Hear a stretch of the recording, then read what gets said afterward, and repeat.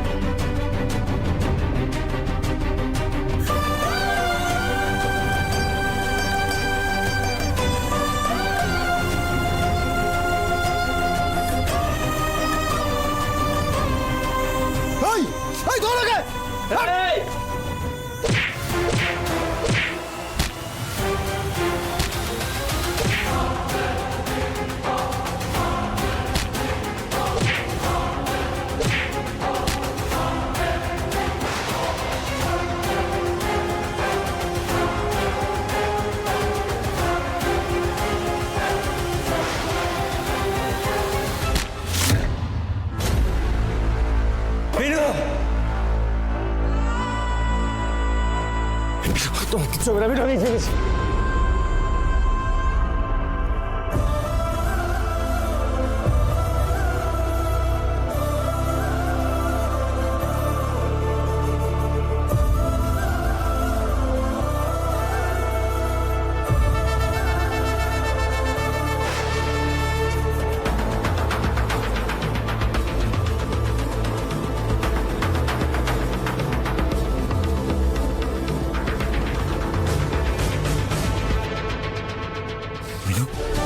বিনু চোখ খোলো, বিনু, বিনু চোখ খোলো, বিনু, বিনু তুমি আমাকে এভাবে ছেড়ে চলে যেতে পারো না। বিনু চোখ খোলো, বিনু, বিনু চোখ খোলো, বিনু চোখ খোলো, বিনু চোখ খোলো, বিনু, বিনু।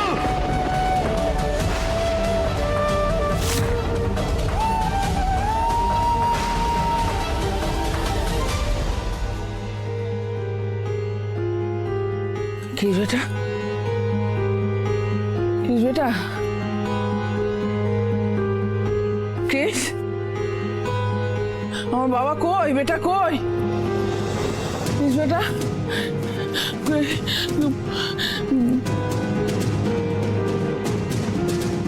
তাহলে কি আমি ভুল দেখলাম? ভুল নয়, ভুল নয়,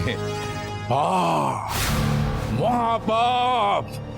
পাপের ঘড়া যখন পূর্ণ হয় তখন তাসের ঘরের মতো এই পাপের সাম্রাজ্য ভেঙে পড়ে। শেষ, সব শেষ, সব শেষ। এবার তোমার বিচার হবে। বিচার, বিচার, উনি বিচার করবেন। ওই যে উনি বিচার করবেন। কি ভাবছো, পালাবে? কোথায় পালাবে? কোথায় পালাবার পথ নেই, পালাবার পথ নেই।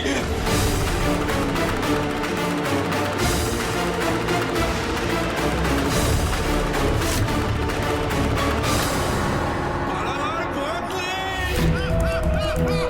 কেন উত্তর দাও? কিছু লোকালে বা তুমি উত্তর দাও। রক্ত নেই, ছেলে বা বছর মিথ্যা কথা বলে গেলে তুমি উত্তর দাও, উত্তর দাও। আমি তোমার সন্তান।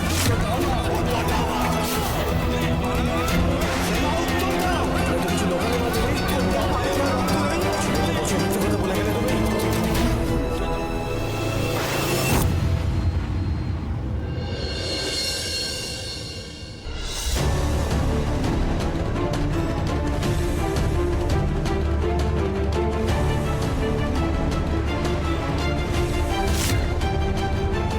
বিনুর শরীরে এখনো প্রাণ আছে বাবা, কিন্তু সারা শরীরে বিষ ছড়িয়ে গেছে। তাড়াতাড়ি বার করতে হবে। কিসের বিষ সেটা না জানতে পারলে তো ওষুধ দেওয়া মুশকিল, হিতে বিপরীত হতে পারে।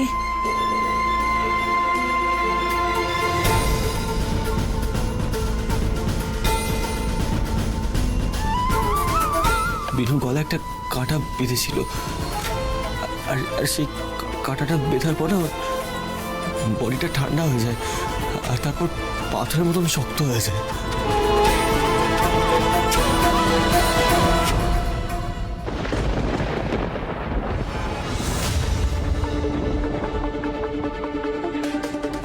বাবা, আমি এক্ষুনি আসছি।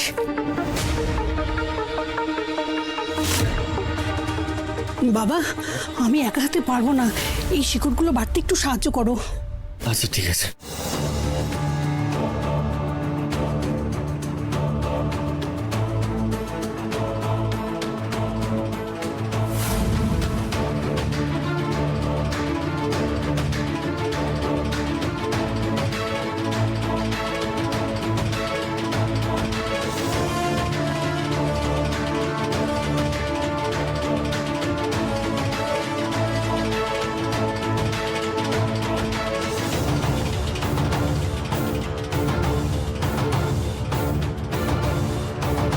বাবা, হাতটা ভালো করে ঘষতে থাকো তো, হাতে চেটোটা।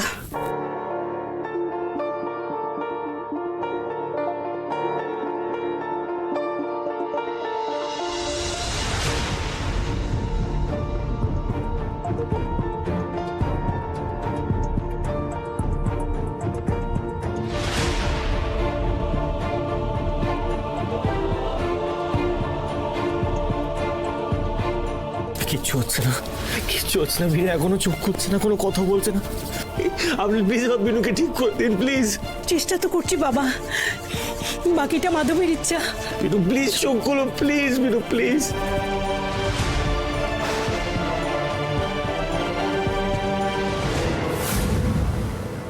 প্রেশার খুব হাই, অনেকটা স্ট্রেস নিয়ে ফেলেছিলেন, তাই মাথাটা খুব ঘুরে গিয়েছিল।